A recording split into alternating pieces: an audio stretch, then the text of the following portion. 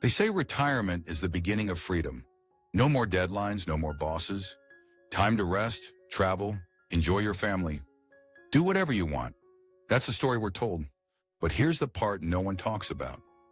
What happens when the freedom you waited your whole life for feels like silence? What happens when the house that was once filled with noise, movement, laughter is now just still? What happens when the phone barely rings, the text messages stop, and it starts to feel like the world has moved on without you? For many people over 60, this isn't just a passing feeling. It becomes a daily reality. Loneliness, not the kind you feel for an afternoon, the kind that lingers, the kind you carry quietly, the kind that starts to change the way you see yourself. And it doesn't always look like sadness.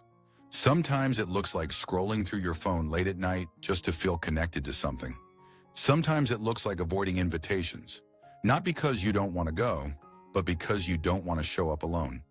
Sometimes it looks like saying I'm fine when deep down you're not. But here's what we need to say out loud. Loneliness after 60 is not rare. It's not shameful, and it's not your fault. In fact, doctors and researchers are starting to recognize loneliness as a serious health risk, linked to higher rates of heart disease, cognitive decline, depression, even early death. But this video isn't here to scare you. This video is here to offer something else: understanding, a path forward, and hope. Because no matter how disconnected you might feel today, there is still a way back. Back to people, back to meaning, back to feeling seen and heard again. So if you've been feeling a quiet kind of emptiness, if the days have been stretching out too long, or if you just want someone to say, yes, I feel that too, then stay with me. We're going to talk about the loneliness no one talks about. And more importantly, how to face it, name it, and begin again. Together. Loneliness after 60 doesn't show up all at once. It creeps in quietly, softly, so subtly that sometimes you don't even notice it until it's already taken root. And the hardest part? You're not doing anything wrong. In fact, you're probably doing everything right. But let's be honest. After 60, life begins to shift in ways we don't always talk about. You retire. The rhythm that once shaped your days, early mornings, co-workers, responsibilities, conversations, it disappears almost overnight. And at first, that might feel like relief. But soon, that open schedule turns into empty time. Then there are the people. Some move away, some drift apart, some are simply gone.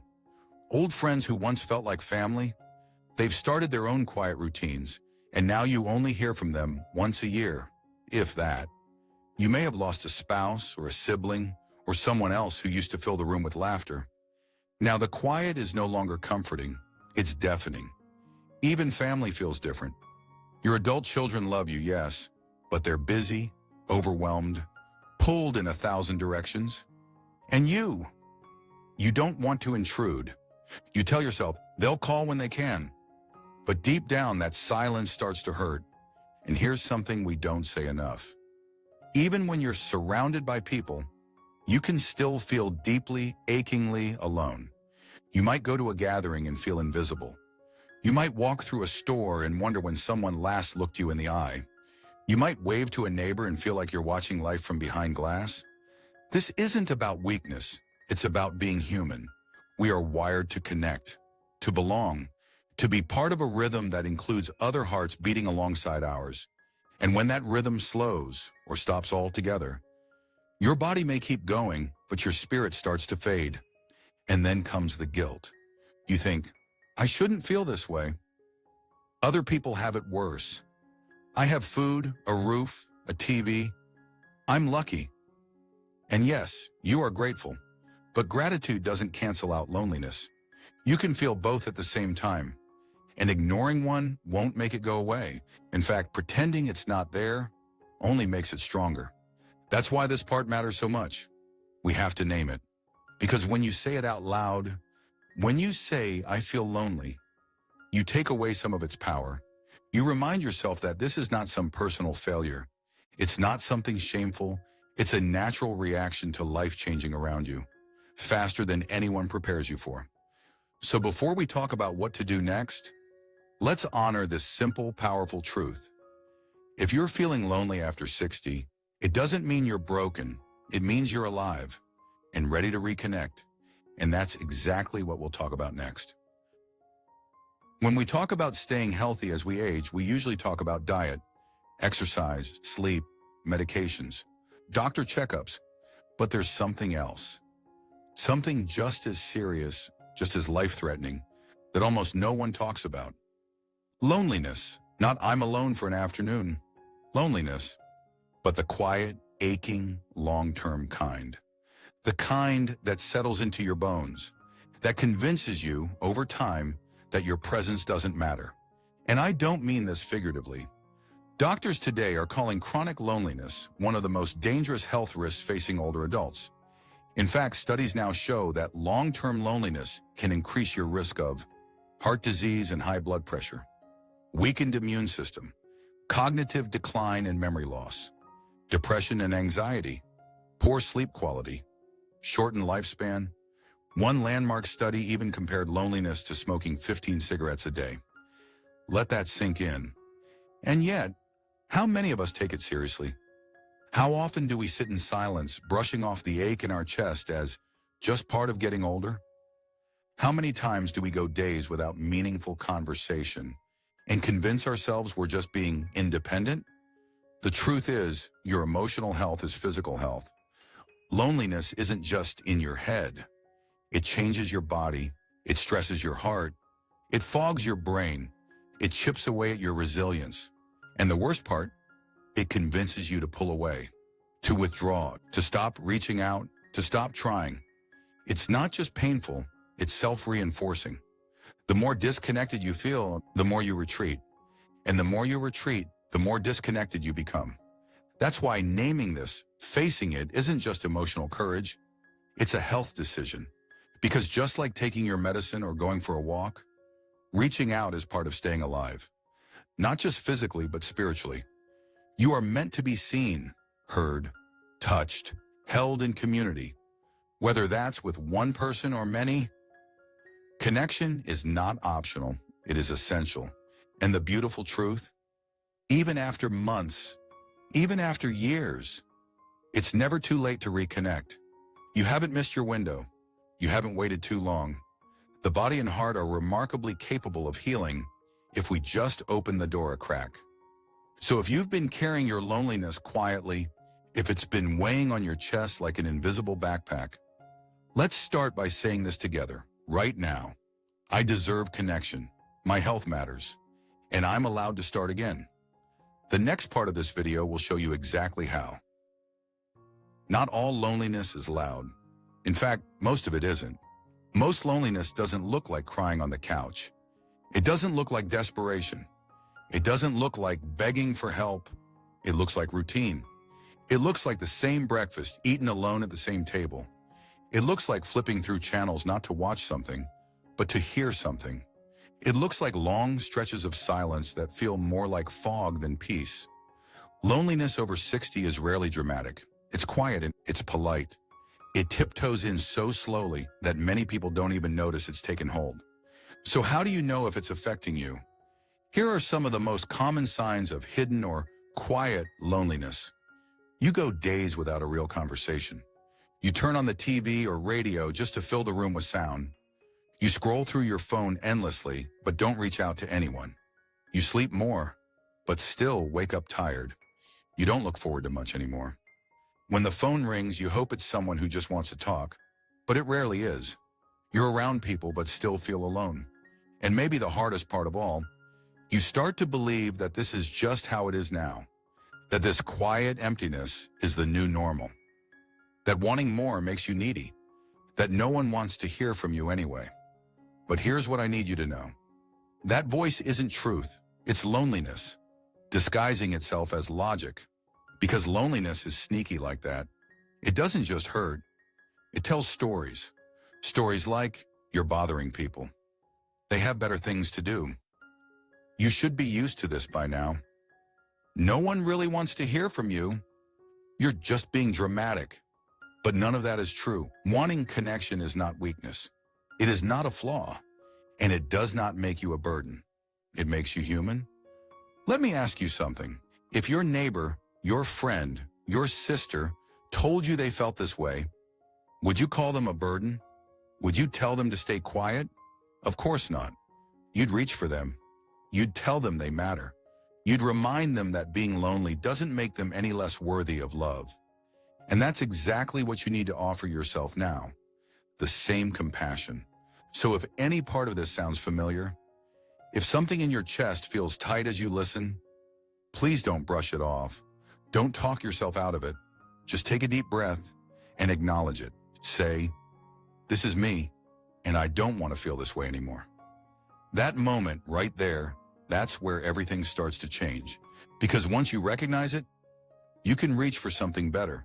And that's exactly what we'll explore next. So you've named it. You've looked the feeling in the eye. You've said, "Yes, I feel disconnected." And "No, I don't want to stay this way." That alone is incredibly brave. Now what? This is where a lot of advice goes wrong. People say just go make new friends, or just join a club. Like it's that simple. But if you've been lonely for a while, your confidence may be low. Your social muscles may feel rusty. And the idea of walking into a room full of strangers, that's not inspiring. It's terrifying.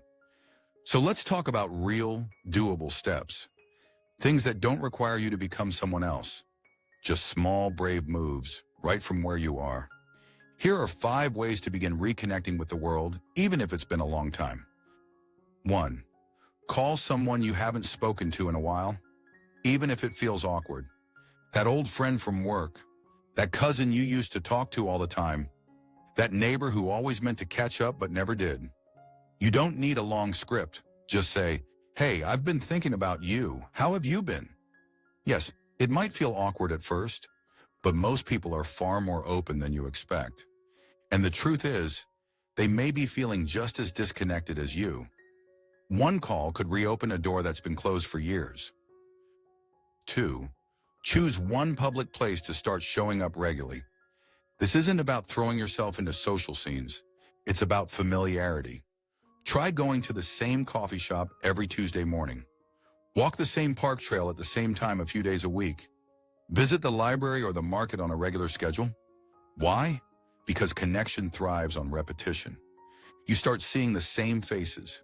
You nod, then smile, then maybe say hello. And before you know it, you're part of something. Without having to force it, consistency creates comfort. Comfort leads to connection. 3. Write letters or even emails to your family, especially if your kids or grandkids are busy or live far away. You don't need a special reason. Just share a story, a memory, something funny, something real. People underestimate how powerful it is to receive something thoughtful. It doesn't have to be long or poetic. Just a small reminder. "Hey, I'm thinking of you. I'm still here." And over time, those little messages plant seeds of closeness again. 4. Volunteer on your own terms. Not to fill time, not to impress anyone, but because being needed and valued heals something in us. Find a cause that resonates with you, even in a small way. A food bank, an animal shelter, a local reading group, a place of worship, a community garden, a thrift shop that supports something you believe in. Even 2 hours a week can reconnect you with purpose. And sometimes helping someone else is the first step toward feeling whole again yourself. 5. Talk to someone professional, seriously. This one often gets brushed aside. But therapy, counseling, or even a peer support group specifically for older adults, these aren't signs of weakness. They are tools, lifelines. And many communities offer these services for free or very low cost. You are not too old for therapy. You are not too far gone. You are not being dramatic. You are a person with emotions, and just like your body sometimes needs help to heal, so does your heart. Let me say this clearly. You don't have to do all 5 of these at once. You don't have to overhaul your life, but pick one, just one, try it, stick with it, let it open the door. Because connection isn't about a grand transformation, it's about small, steady steps back into the light. And once you take the first one, the next becomes just a little bit easier. In the next part, we'll talk about the deeper impact of reconnecting, not just with others, but with yourself. Here's something we don't say enough. Loneliness isn't just about losing people, it's about slowly losing yourself. When you go long stretches without meaningful connection, it doesn't just affect your mood, it starts to change your identity. You begin to see yourself as someone people don't think about, someone who's not invited, someone who's not needed, and over time, you begin to agree. You stop reaching out, you stop making plans, you stop expecting anything different, because deep down, a little voice whispers, "This is just how life is now." That voice is lying to you. It's not the truth. It's the consequence of disconnection. And this is where healing begins. Not just by reconnecting with people, but by reconnecting with your own worth. Because you are still you. Even if the phone is quiet, even if people have drifted, even if the world doesn't check in like it used to, you are still full of value, full of wisdom, full of stories and laughter and memories and presence, full of care and curiosity and quiet strength. And none of that disappears just because fewer people are around to witness it. But here's the truth. People can't see your worth if you stop showing up. When you start to believe you don't matter, you shrink, you fade, you become a shadow of the vibrant person you've always been. And it's not because you've aged. It's because the world told you to go quiet. And you listened. But you don't have to keep listening. Because the moment you decide to step forward, to try again, to reach out, to say, "I want more than this," that's the moment you start reminding yourself, I still matter. You don't need a room full of admirers. You don't need a crowd. Sometimes all it takes is one genuine connection to reflect back the truth that you're still here and you still have so much to offer. So take that small risk, say hello, send the message, show up again. Not because it's easy, not because you're sure what will happen, but because you're worth it. Every connection you build from this moment forward isn't just about avoiding loneliness. It's about reclaiming who you are. Let's take a step back and let's take a breath. You've made it through so much in your life. Decades of work, of raising families, of giving more than you got, of holding things together when no one else saw the effort. You've built, you've sacrificed, you've loved. And now, things have grown quiet, maybe too quiet. And for the first time in a long time, you've had to sit with yourself and ask a question you never expected. Is this it? Is this all there is? Why do I feel so invisible? The truth is, loneliness isn't something that only happens when you're alone. It happens when you feel unseen, unneeded, uninvited. But please, let me tell you something with every bit of honesty and care I can offer. You are not done. You are not finished. And you are not forgotten. This moment, right here, right now, is not the end of anything. It's the beginning of something new. Maybe it's quieter, maybe it's slower, but it can still be rich with meaning, with connection, with love. And here's the good news. You don't need to fix everything all at once. You don't need to suddenly fill your calendar or become the social butterfly you never were. You just need to take one step and then another, because every act of reaching out, every phone call, every walk, every visit, every smile isn't just about making your world bigger. It's about making your world yours again. You deserve to be seen, to be remembered, to be held in someone's heart just as firmly as you've held others in yours. So let this be your moment, the one where you stop pretending you're fine when you're not, the one where you take the brave risk of connection, the one where you say, I'm still here, and I want more from this life. Because this life, it's not over. It's still yours, and it's waiting for you to return to it. If it spoke to a quiet ache you've been carrying, please don't carry it alone. Let me know in the comments. Even just writing "I needed this" can be your first small act of reaching out. And if you know someone who might be going through this too, send this video to them. You never know what it might open. If you want more of this kind of honesty, clarity, and support, click like, subscribe, and tap the bell icon. We're building something real here, and you're part of it. Take care of yourself. And remember, you were never meant to go through this alone. And now you don't have to.